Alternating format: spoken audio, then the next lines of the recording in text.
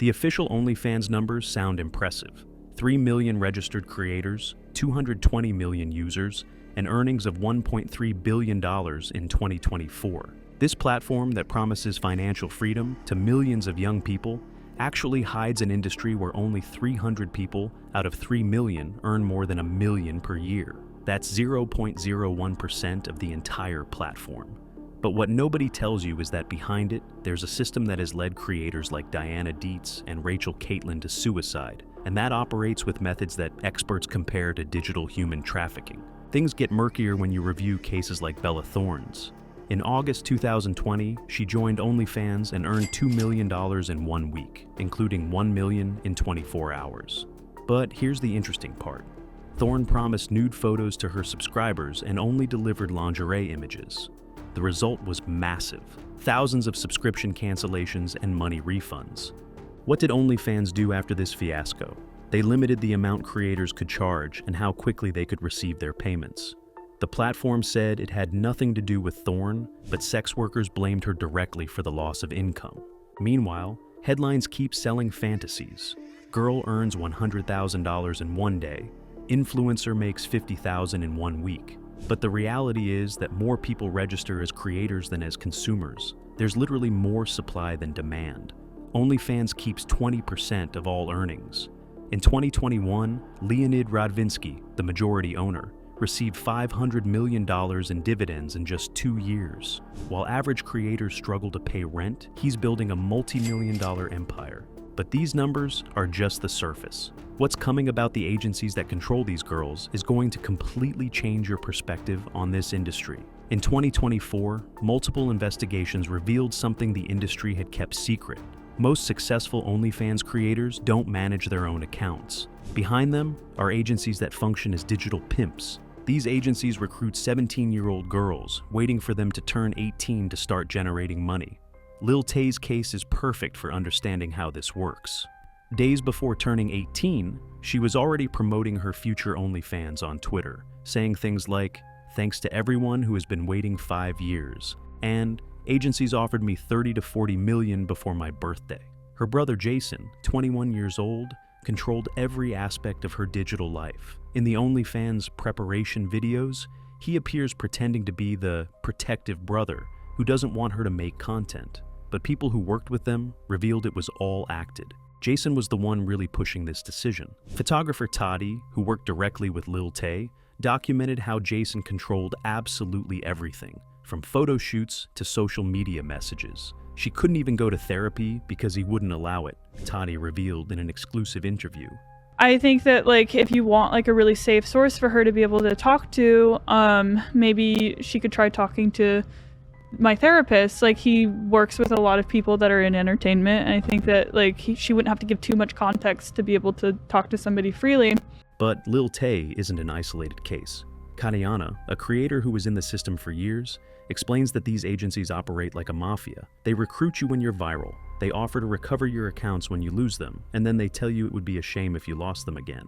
They basically extort you to join. Agencies be recruiting girls when they're fucking 17. A lot of these girls don't even get to keep most of the money. It's the agency. A lot of these girls are scared to talk about it because they think the agencies is gonna bot their accounts down again, and they don't wanna be able to jeopardize that rent for the month. They'd rather just stay silent. They hide under the term agency manager, and OF creator suddenly gets her first viral video on, let's say, TikTok. They go viral, they're so happy, and now they're getting hundreds of DMs of different people that try to recruit them to an agency. This is a whole industry. There's even middlemen. A lot of the top male influencers are actually also recruiters for these internet pimps. You don't listen to them, maybe you don't want to join, you're like, oh, what does that mean, or whatever. The contracts these agencies handle are brutal. Creators only receive between 30% and 40% of their earnings, while agencies keep the rest. Some girls are trapped for years without being able to leave. And here's the most disturbing part. Many popular male influencers work as recruiters for these agencies. They receive commissions for each girl they manage to hook into the system. In 2024, Reuters published an investigation that broke one of OnlyFans' biggest lies. Most creators don't respond to their own messages. Instead, they use chatters, men aged 30 to 40 who pretend to be the girls to emotionally manipulate subscribers. OnlyFans terms of service explicitly prohibit the use of chatbots and establish that creators are legally responsible for any transaction with a subscriber. But the reality is completely different. Dominic, a creator who had OnlyFans for 4 years, describes how it works. People assume that because you pay a subscription, you have direct access to the person. But many times they don't even know they're talking to someone else. Chatters don't just respond to messages, but are trained in specific psychological manipulation techniques. They analyze users' spending patterns to know exactly when and how to ask for more money. They have scripts for different types of subscribers: the lonely one, the addict, the one seeking validation. But the technology goes further. Many creators also use chatbots programmed with personal responses. An algorithm reviews messages and automatically responds with phrases that sound intimate and authentic. The result is devastating for users. Reuters documented cases of men who spent between $50,000 and $100,000 annually believing they had a real connection with their virtual girlfriend. One of them spent $15,000 in tips to a creator who didn't even know he existed. And this leads to something even darker: the escalation of demands. Chatters constantly pressure for more extreme content because they know that the more they transgress boundaries, the more money they can extract. In the United States, 2 federal lawsuits have already been filed against OnlyFans and agencies that employ chatters, alleging that these practices constitute consumer fraud. The question is, if everything is fake, what's happening to the real people behind the screens? Diana Deets had 5.5 million followers when she committed suicide. Known as Coconut Kitty on OnlyFans, she had been dealing with severe depression after being questioned for uploading edited images that made her look like a child. Critics accused her of promoting pedophilia. Her family wrote on Instagram, "Coconut took her life this past Sunday." She was always herself with her family and friends. Her energy was so pure. We wish so much we could have taken some of the darkness that weighed on her heart. Rachel Kaitlyn died at 25 on December 18th. A new mother to a baby named Cairo, she had achieved some popularity by showing herself without filters, with stretch marks, and speaking openly about weight gain. Her friend wrote, "Rachel unfortunately lost her battle with the pressures of this world, leaving behind her beautiful little boy." But not all victims die by suicide. Maria Kovalchuk, a 20-year-old Ukrainian OnlyFans model, disappeared on March 9th after attending a private party in Dubai with 2 men who presented themselves as modeling industry representatives. 10 days later, they found her on the roadside, bloodied, unconscious, and with multiple fractures in arms, legs, and spine.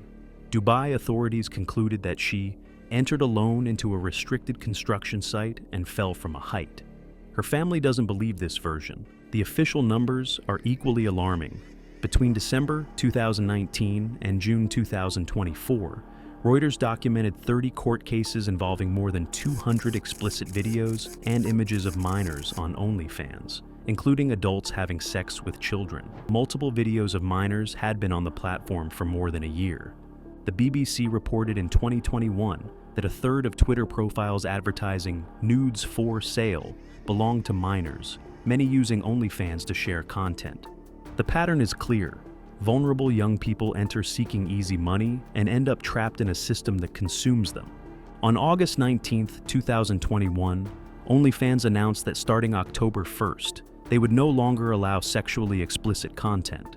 The decision came after 102 members of Congress sent a letter to the Department of Justice asking to investigate the platform for child exploitation.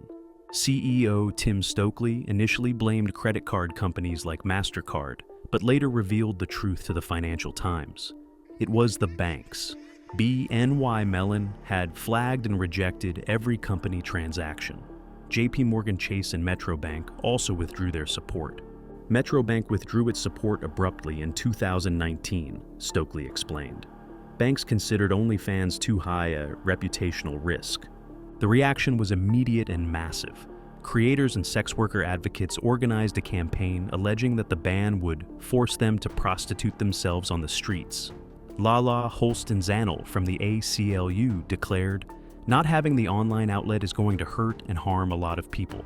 Online is much safer, particularly for trans and gender non-conforming people." But there was something more powerful behind the movement: money. OnlyFans generated more than $300 million monthly for its creators.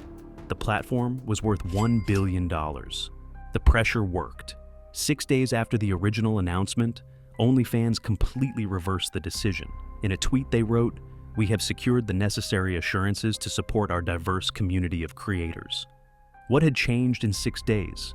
According to a company representative, their financial partners assured them that OnlyFans could continue supporting all genres of creators. They never specified what exactly changed. The real message was clear. The digital sex industry had become too powerful to be stopped. With billions at stake, neither banks nor the government could simply shut it down. The alternative platform Fansly, which emerged during the crisis with a design almost identical to OnlyFans according to ML magazine, demonstrated that the market would find ways to continue regardless of restrictions. In 2022, OnlyFans reached an $8 billion valuation. Reuters reported that Phoenix International, the parent company, was in talks to sell to a Los Angeles investor group for that amount. To put this in perspective, OnlyFans is worth more than many Fortune 500 companies. But growth came with an escalation toward increasingly extreme content. Kaitlyn, who was in the industry for years, describes the pattern. It's a slippery slope. You can start with boundaries, but at every step, there are people trying to push them because they want to make more money from you, or someone makes you an offer you can't refuse. The most extreme documented case was of a creator who slept with 100 men in 24 hours. Her mom was there cheering her on, Kaitlyn recounts. In the end, she was crying and dissociating. How is that empowerment? In 2022, something called Bop House also emerged, a content house of OnlyFans creators just turned 18. According to researchers, it represents the industry's evolution towards systematic exploitation of very young women. Technology is amplifying the problem. Deepfakes of creators circulate without their consent. Virtual reality promises more immersive, complete experiences. Experts project the market will reach $24 billion by 2030. Parallel to this, OnlyFans tried to clean up its image. In 2021, they launched OFTV, a safe-for-work platform with celebrities like Floyd Mayweather Jr. and DJ Khaled. They created creative funds worth £20,000 for emerging musicians. In 2022, they donated $500,000 to Child Rescue Coalition. But these are just smokescreens. In August 2022, lawsuits were filed alleging that OnlyFans bribed Meta employees to add competitor creators' Instagram accounts to a terrorist blacklist, effectively banning them from the platform. The case was dismissed, but revealed how far the war for control of the digital sex market goes. The question is no longer whether OnlyFans should exist, but where all this is leading us. OnlyFans didn't invent prostitution, but it did accomplish something no one had achieved before, making school teachers, garage mechanics, and family mothers become sex workers from their homes. As Matt Walsh explains, these aren't women who would go out to the corner to prostitute themselves, nor would they go looking for work at the local strip club. But the presence of a screen, the fact that everything is done in cyberspace, makes it feel different. Brianna Kopich, an English teacher in Missouri, earned $42,000 annually teaching. When she was discovered with OnlyFans, she was immediately fired. Her justification: Missouri is one of the states with the lowest salaries for teachers. The money, according to her, justified everything. But the problem is deeper. OnlyFans exists because we created a society that needs to monetize loneliness. We've turned human intimacy into a billion-dollar industry. The data is clear. There are more people registering as creators than as consumers. An entire generation is growing up believing their value lies in selling their body online. Parents are encouraging their daughters to join as a family investment, and the effects extend beyond the platform.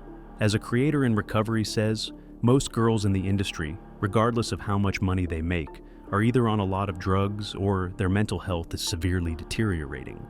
The trap is perfect. You promise easy money to vulnerable people, trap them in a system where they lose control over their content forever, and then blame them when they suffer the consequences. OnlyFans isn't the problem, it's the symptom. It reflects a civilization that lost the notion of intrinsic human value. The question isn't whether OnlyFans should exist, but why we need it. Every subscription, every like, Every dollar spent on the illusion of connection is a vote for the world we're building. A world where intimacy has a price and loneliness is a market. Is this really the future we want?